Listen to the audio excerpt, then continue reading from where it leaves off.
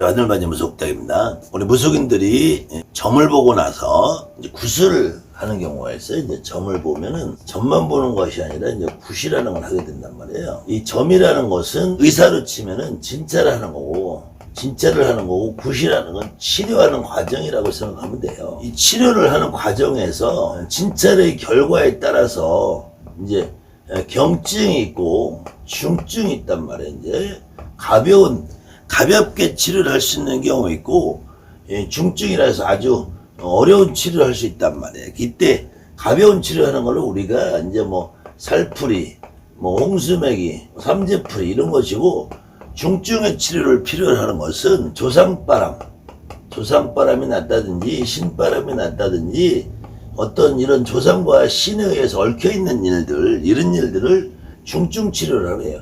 그런 경우에는 이제 굿이라는 절차를 통해야 되고, 가벼운 경우는 살풀이, 홍수매기, 흔히 여러분들이 말하는 뭐 선왕풀이, 동법풀이, 뭐 고사, 치성, 터마지 이런 경우들 가벼운 거라고 그래요. 가볍다, 무겁다 이 개념이 조상이 한두 분 정도 나오느냐 아니면은 더 많은 조상이 나와서 풀어내야냐 이 개념으로 이해를 하시면 되는데, 많은 분들이 뭐 터마지라면 터의 신이 있다, 뭐 삼재풀이라면 삼재를 풀어주는 신이 있는 것처럼, 홍수매기를 하면 홍수마기를 하는 신이 있는 것처럼, 상문이 났다 그러면 상문이라는 무슨 어떤 살이 있는 것처럼 이렇게 착각을 하는데, 그것이 아니고 우리 무속인들이 하는 일은 무속이 하는 일은 기본적으로 어떤 경우에도 조상을 풀어내는 거예요. 그때 이제 안진거리 경문책에서는 통상 안택이라고 그래요. 안택이라고 할 때 이 택자를 쓰니까 집을 편안하다고 생각하는데,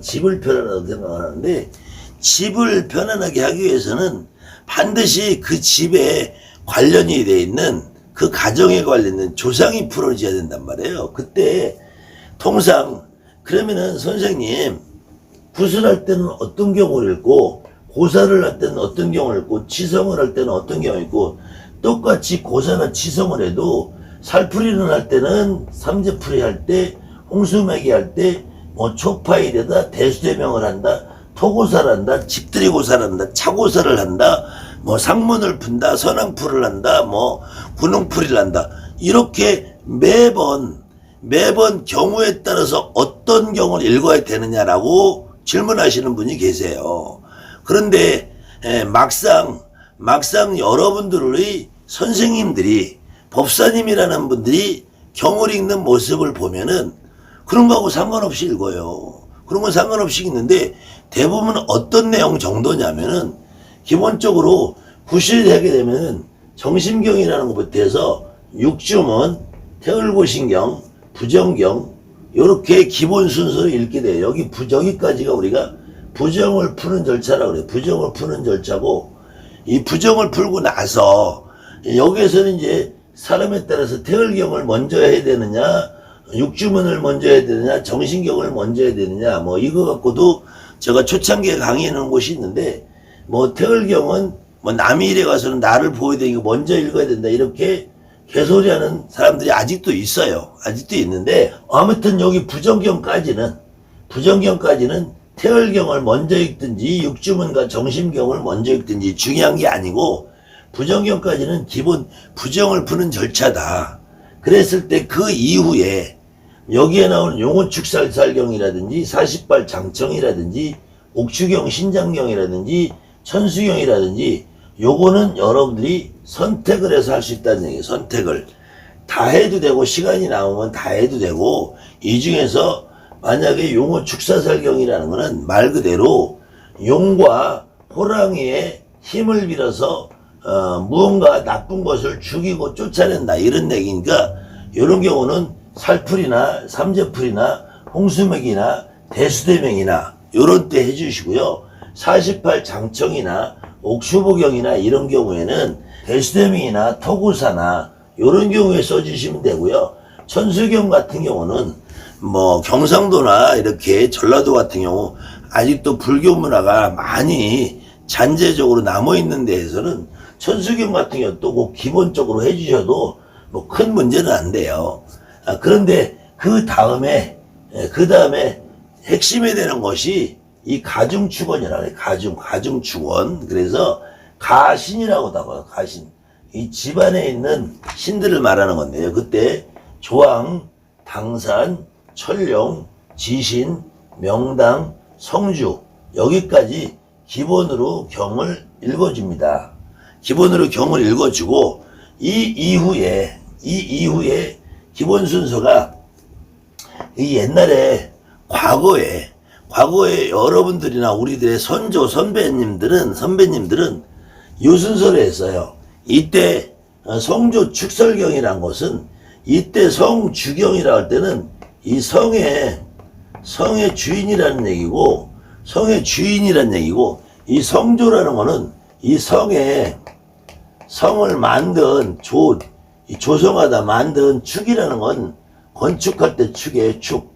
그 다음에 설이라는 건 설치할 때 설치고, 건설할 때, 건축할 때 건축, 건설할 때 설. 그래서 이 집을 만드는 과정에 벽돌을 쌓고 기와를 쌓고 이런 과정에 어떤 노력을 하신 이 집이라는 형태를 만드는 신이 있었을 거라는 과정이고, 그래서 이 성주 축설경에는 반드시 새 집을 들어갔어야 하는 거예요. 새 집, 새로운 집을.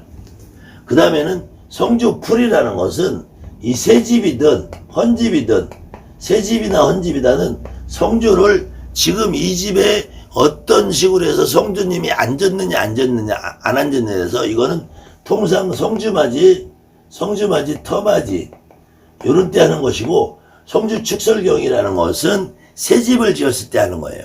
그래서 요 성주풀이 다음에는 지경다지가 있어요. 지경다지. 이 지경다지라는 것은 이 터를 눌러서 다진다는 의미예요. 그 다음에는 이제 제석경이라는 거는 가장 평상시 일반적으로 여러분들이 무당집에 점을 보고 굿을 하시는 분들이 그냥 의례적으로 1년에 한 번, 2년에 한 번, 봄에 한 번, 가을에 한 번 이렇게 의례적으로 하시는 분들이 있어요. 집안이 편안하든 안 편안하든 그냥 의례적으로 하시는 분들. 그럴 때는 뭐 새 집을 졌다든지 이사를 갔다든지 이런 게 아니고 그냥 평상시에 집안의 식구들이 편안하고 가정이 무탈하고 이럴 때는 제석경을 하는 거예요. 원래 예전에는 제석경이라는 거 말고 제석본풀이를 써요. 제석본풀이라고 하기도 하고 본풀이라고 하고 다른 말로 당금액이라고 됐어요. 당금액이. 이게 여러분들 이제 제석본풀이라는 걸 보면은 어떤 중이 지나가다가 어느 집에 들어가서 그 여자하고 동침을 했는데 딸을 8명 낳아서 그 딸이 팔도에 보내서 무당이 되었다 뭐 이렇게 나가는 이 당금액이가 있어요. 그래서 요거는 보통 집안에 바람을 재우자는 의미로 읽었고요.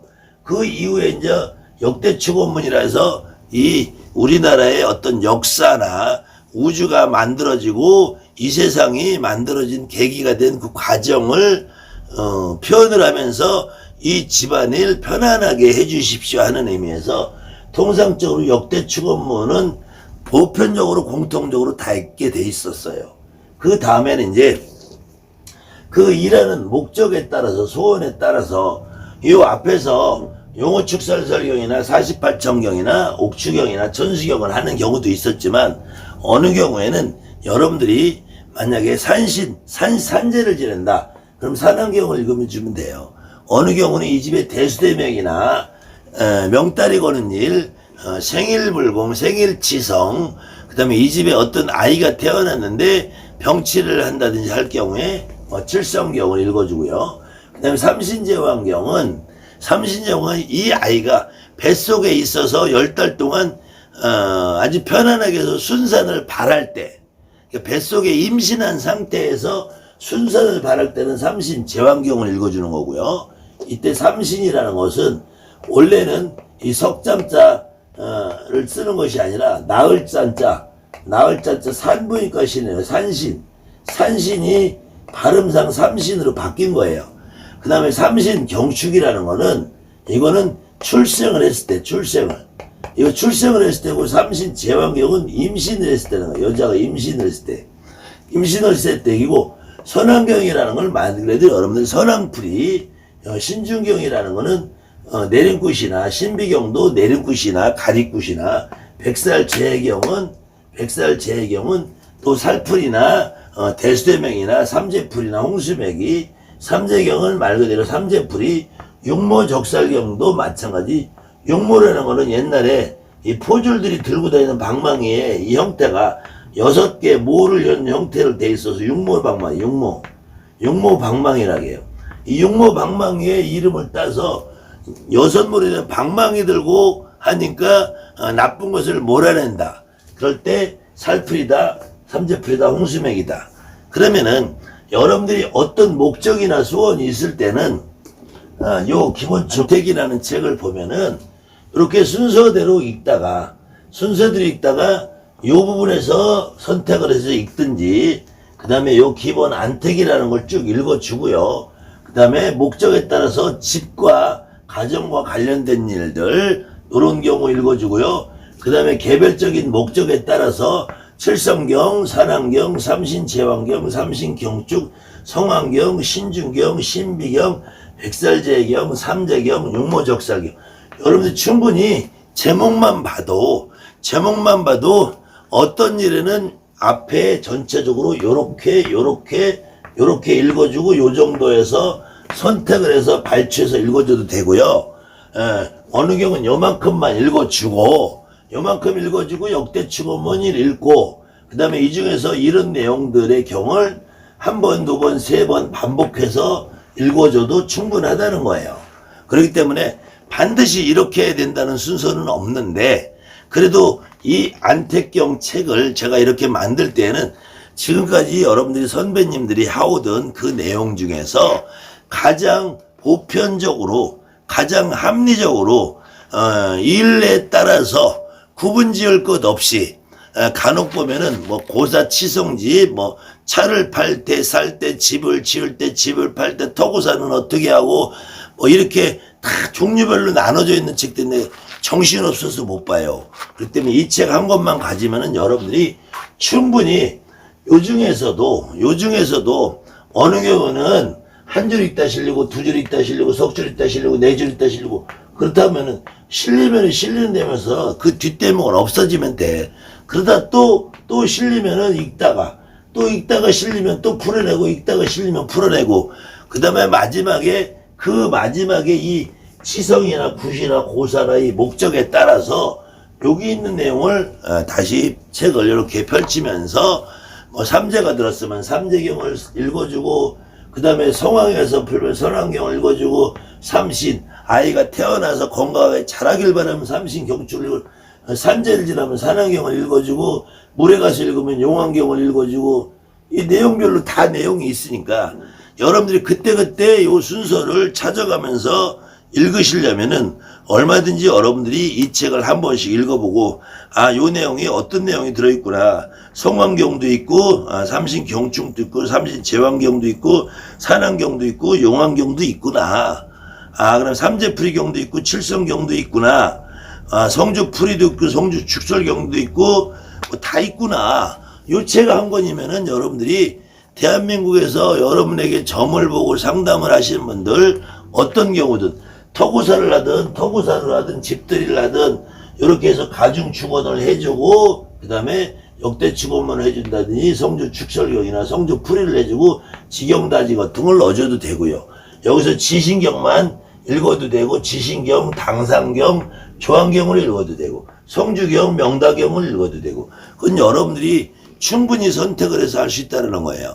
여기서 핵심 포인트는 여러분이나 여러분 주변에 있는 선생님이나 여러분에게 찾아와서 굿을 하시는 분이나 고사나 치성을 맡기신 분이나 이 내용이 무슨 내용인지 잘 모른다는 거예요.